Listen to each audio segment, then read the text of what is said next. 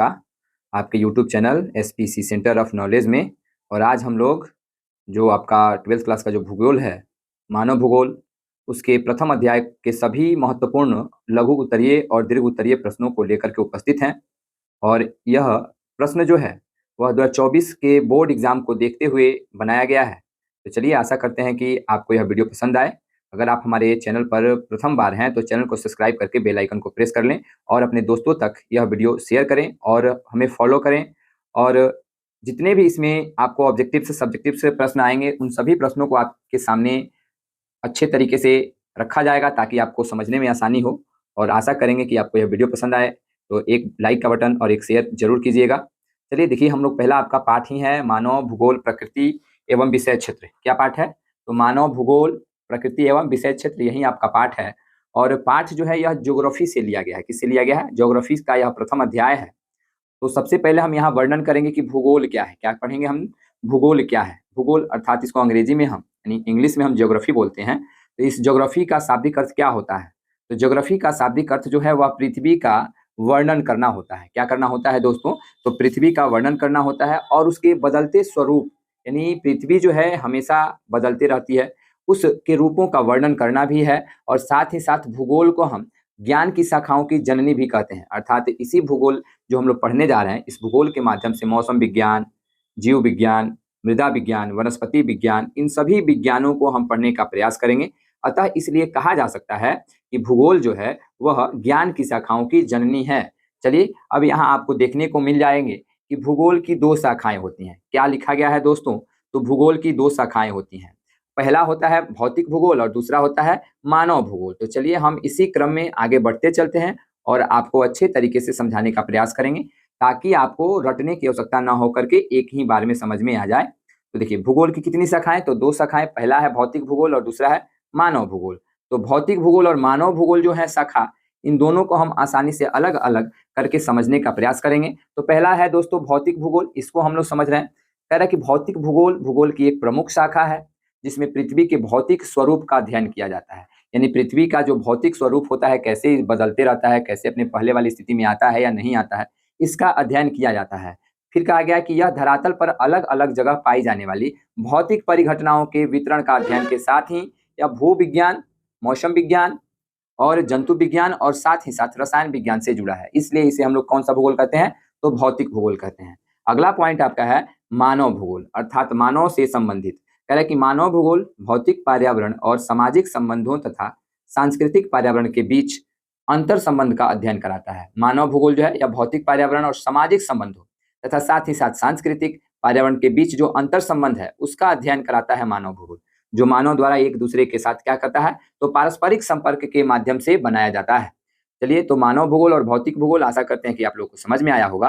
तो चलिए अब हम इसके जो इस पाठ में जितने भी प्रश्न उत्तर हैं जो 2024 के बोर्ड एग्जाम को देखते हुए बनाया गया है, तो इन सभी प्रश्नों को हम आराम से समझने का प्रयास करेंगे। कह रहा है कि मानव भूगोल को परिभाषित करें। देखिए, यह प्रश्न जो है दोस्तों कई बार आपके बोर्ड एग्जाम में आ गया है। क्या प्रश्न है? कि मानव भूगोल को परिभाषित करें। तो चलिए मानव भूगोल को देखते हैं। कह रहा है मानव भूगोल उद्भव मनुष्य और पर्यावरण के बीच अनुकूल समायोजन और बातचीत एवं संशोधन के साथ शुरू हुआ। देखिए, मानव भूगोल जो है वह पर्यावरण और मानव के बीच में एक सामान्य, कहें तो सामान्य संबंधों का अध्ययन कराता है। फिर कह रहा है कि भूगोल की इस शाखा अर्थात मानव भूगोल का अध्ययन पहली बार जो है 19वीं शताब्दी के अंत में चार्ल्स डार्विन की पुस्तक ऑरिजिन ऑफ स्पीसीज के प्रकाशन के समय में हुआ। यहाँ से भी आपका ऑब्जेक्टिव्स आता है कि पहली बार 19वीं शताब्दी में किसकी पुस्तक में जो भूगोल का वर्णन किया गया, तो वह थे चार्ल्स डार्विन। कौन थे? Charles Darwin. और पुस्तक का नाम था ऑरिजिन्स ऑफ स्पीसीज। चलिए, कह रहा है कि कुछ भूगोलवेताओं ने मानव भूगोल की परिभाषा जो है कुछ इस प्रकार से दर्शाया है। देखिए, हमने आपको आसानी से समझने के लिए प्रत्येक भूगोलवेताओं का जो इसके ऊपर राय है, उन सभी रायों को हमने स्पष्ट करने का प्रयास किया है। तो सबसे पहले हम समझेंगे रेड जेल के बारे में। रेड जेल जो है वह मानव भूगोल को बड़ी अच्छे तरीके से जो है समझाने का प्रयास किया है और इनको भूगोल का जनक भी कहा जाता है। तो कह रहा है कि रेड जेल, जिन्हें आधुनिक मानव भूगोल का जनक कहा जाता है। देखिए, आधुनिक मानव भूगोल का जनक, यह आपका ऑब्जेक्टिव्स भी बन सकता है कि आधुनिक मानव भूगोल का जनक कौन है? तो रेड जेल है। फिर कह रहा है कि इन्होंने अपनी पुस्तक में यह स्पष्ट रूप से कहा है कि मानव को जीवित रहने के लिए वातावरण से सहयोग प्राप्त करना अनिवार्य है। हम अगर अपने जीवन को लंबी दीर्घायु देना चाहते हैं तो सबसे पहले पर्यावरण की रक्षा करना हमारे लिए अत्यंत आवश्यक है। इसीलिए रैटजेल साहब ने भी कहा है कि मानव अगर जीवित रहना चाहता है तो सबसे पहले वह प्राकृतिक वातावरण का सहयोग लेना सीखे। चलिए, तो आशा करते हैं कि आपको यह मानव भूगोल क्या है इसके बारे में आपको संपूर्ण रूप से जानकारी प्राप्त हो गई हो। तो चलिए, अब दूसरा क्वेश्चन जो है, संभववाद से आप क्या समझते हैं या संभावनावाद से आप क्या समझते हैं? एक ही क्वेश्चन है दोस्तों कि संभववाद या संभावनावाद से क्या समझते हैं। तो देखिए, ये प्रश्न जो है बोर्ड एग्जाम में बहुत बार पूछा गया है, तो इसी को देखते हुए हमने इस बार भी आपको समझाने का प्रयास किया है ताकि आप दोबारा भूले नहीं। चलिए, पहला है कि संभववाद से आप क्या समझते हैं, यानी संभववाद या संभावनावाद। तो कह रहा है कि संभववाद या संभावनावाद प्रकृति की तुलना में मनुष्यों को बेहतर यानी महत्वपूर्ण स्थान प्रदान करता है और उसे सक्रिय शक्ति के रूप में देखता है। यानी यह हमारे जीवन में कुछ अनेक संभावनाओं को प्रदान करता है और हमें अवसर देता है। कह रहा है, इस विचारधारा के अनुसार मनुष्य अपने पर्यावरण में परिवर्तन करने में समर्थ है तथा वह प्रकृति प्रदत्त अनेक संभावनाओं को अपने इच्छा अनुसार लाभ के लिए उपयोग कर सकता है। अर्थात इस पृथ्वी पर जितने भी प्राकृतिक वस्तुएं हैं उन सभी को हम अपनी इच्छा के अनुसार से अपने कामों में ला सकते हैं। अगर हमें लकड़ी की आवश्यकता है तो सूखी लकड़ियों का इस्तेमाल कर सकते हैं। अगर हमें दाल, चावल, अन्य प्रकार की खाद्य सामग्रियों की आवश्यकता है तो हम अपने जो खाद्य सामग्री जो पौधे होते हैं उनसे प्राप्त कर सकते हैं। अन्य प्रकार के बहुत सारे पेड़ पौधे हैं जिनसे जड़ी बूटियां, दवा हम लोग प्राप्त कर सकते हैं। तो चलिए, संभववाद जो है या संभावनावाद यह आपको समझ में आया होगा। अगला जो है, नियतिवाद एवं संभावनावाद में क्या अंतर है। देखिए, नियतिवाद यानी प्रकृति के द्वारा, नियति भगवान का जो दिया हुआ वरदान है, हमारे पर्यावरण, प्रकृति, उन सभी को नियतिवाद कहा जा सकता है। नियतिवाद एवं संभावनावाद में क्या अंतर है, तो दोनों में अब हमको अंतर स्पष्ट करना है दोस्तों। तो चलिए हम लोग इसको भी सॉल्व करते हैं। कह रहा है कि सबसे पहले देखेंगे हम नियतिवाद को। कह रहा है नियतिवाद और संभावनावाद में निम्न अंतर है। देखिए, जिस तरह से टॉपिक्स बना के लिखा गया है, अगर आप परीक्षा में इसी टॉपिक्स के अनुसार से लिखेंगे तो आपको फुल टू फुल मार्क्स मिलने वाला है। तो आशा करेंगे कि आप भी जो है वह टॉपिक के साथ ही लिखें और इन सभी को लिखते हुए आप यह भी ध्यान रखें, कॉमा, पूर्ण विराम, इन सभी का अगर ध्यान रखते हैं तो जो एग्जामिनर महोदय होते हैं वह आपका नंबर नहीं काटते। तो चलिए, सबसे पहले हम नियतिवाद को समझेंगे। कह रहा है कि नियतिवाद सामान्यतः मानव को एक निष्क्रिय कारक समझता है जो पर्यावरणीय कारकों से प्रभावित होता है। देखिए, नियतिवाद क्या समझता है कि मानव जो है वह निष्क्रिय है, बगैर क्रिया का है, वह पर्यावरण से ही प्रभावित होता है। जैसे उदाहरण के लिए आदिवासी लोग मूल रूप से प्रकृति पर निर्भर रहते हैं। जैसे हम ही लोग जो मानव जाति है, जब मानव जाति का सृजन हुआ तो उस समय मानव जाति पूर्ण रूप से किस पर निर्भर था, तो प्रकृति पर ही निर्भर था। अर्थात हम लोग प्रकृति से ही कंद मूल, फल फूल इत्यादि प्राप्त करके अपने जीवन को चलाते थे।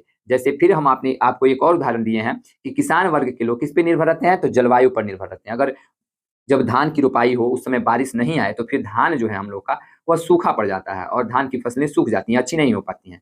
अब समझेंगे हम संभावनावाद।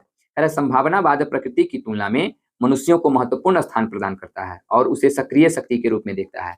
संभावनावाद जो है दोस्तों, वह मनुष्य को संभावनाएं देता है ताकि वह अपने जीवन काल में कुछ अलग करने की चाह रखे और वह उसे सक्रिय रूप शक्ति भी प्रदान करता है ताकि वह कोई ना कोई काम करते रहे। जैसे हम उदाहरण के रूप में समझ सकते हैं कि नदी पर पुल बनाना या खेती करना या परिवहन का आविष्कार करना। आज अपने जगत में हम देख सकते हैं, अपने इर्द गिर्द देख सकते हैं कि मनुष्य द्वारा बहुत सारे संभावनावाद के उदाहरण हैं। चलिए, अगला क्वेश्चन जो 4 नंबर क्वेश्चन है दोस्तों, उसको देखते हैं। 4 नंबर क्वेश्चन कहा गया है कि निश्चयवाद से आप क्या समझते हैं। क्या पूछा गया है कि निश्चयवाद से आप क्या समझते हैं। तो चलिए इसको देखते हैं। कहा है कि नौ निश्चयवाद की संकल्पना, क्वेश्चन भी आपका वही है, नौ निश्चयवाद से आप क्या समझते हैं। तो नौ निश्चयवाद की संकल्पना जो है ग्रिफिथ टेलर द्वारा प्रस्तुत की गई है। यहाँ ऑब्जेक्टिव्स आता है कि नौ निश्चयवाद किसके द्वारा प्रस्तुत किया गया है यह संकल्पना, तो ग्रिफिथ टेलर के द्वारा। कह रहा है कि यह दो विचारों पर्यावरणीय निश्चयवाद और संभावनावाद के मध्य के मार्ग को परिलक्षित करती है। यह दो विचारों जैसे निश्चयवाद और संभावनावाद के बीच के मार्ग को परिलक्षित करती है। फिर कहा गया कि इस संकल्पना के अनुसार मानव प्रकृति के नियमों का अनुपालन करके ही प्रकृति पर विजय प्राप्त कर सकता है।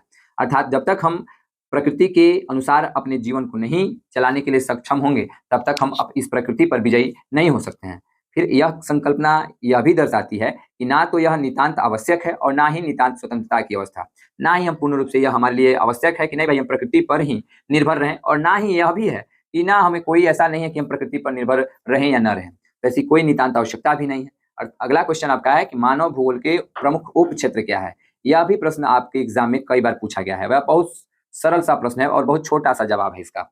मानव भूगोल के प्रमुख उप क्षेत्र के नाम केवल बताना है। तो मानव भूगोल के जो उप क्षेत्र के नाम है वह है सामाजिक कल्याण का भूगोल, व्यवहारवादी भूगोल, सांस्कृतिक भूगोल, चिकित्सा भूगोल, लिंग भूगोल और ऐतिहासिक भूगोल। ये सभी जो हैं मानव भूगोल के कुछ उप क्षेत्र हैं। तो आशा करते हैं कि आपको यह 5 क्वेश्चन जो है बहुत ही अच्छा लगा होगा। अगर अच्छा लग रहा हो तो आप एक बार वीडियो को शेयर करें, लाइक करें, कमेंट करें और तब तक के लिए धन्यवाद। Thanks for watching my video.